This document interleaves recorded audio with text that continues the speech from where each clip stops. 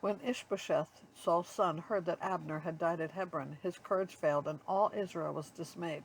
Now Saul's son had two men who were captains of raiding bands.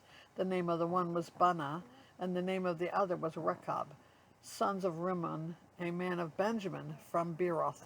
For Beeroth was also for Beeroth also is counted part of Benjamin.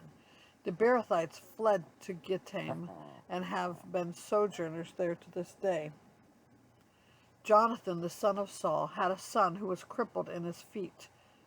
He was 5 years old when the news about Saul and Jonathan came from Jezreel, and his nurse took him up and fled, and as she fled in her haste, he fell and became lame. And his name was Mephibosheth. Now the sons of Rimmon the Beerothite, Rechab and Baanah, set out, and about the heat of the day they came to the house of Ishbosheth, as he was taking his noonday rest. And they came into the midst of the house, as if to get wheat, and they stabbed him in the stomach. Then Rechab and Baanah his brother escaped. When they came into the house, as he lay on his bed in his bedroom, they struck him and put him to death and beheaded him. They took his head and went by the way of the Arabah all night, and brought the head of Ishbosheth to David at Hebron.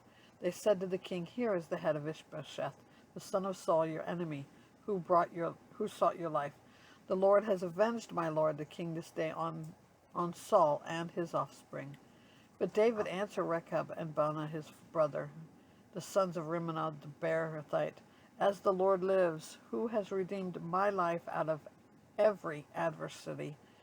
When one told me, 'Behold, Saul is dead,' and thought he was bringing good news, I seized him and killed him at Ziklag, which was the reward I gave him for his news. How much more, when wicked men have killed a righteous man in his own house on his bed, shall I now require his blood at your hand and destroy you from the earth?" And David commanded his young men, and they killed them, and cut off their hands and feet, and hanged them beside the pool at Hebron. But they took the head of Ishbosheth and buried it in the tomb of Abner at Hebron.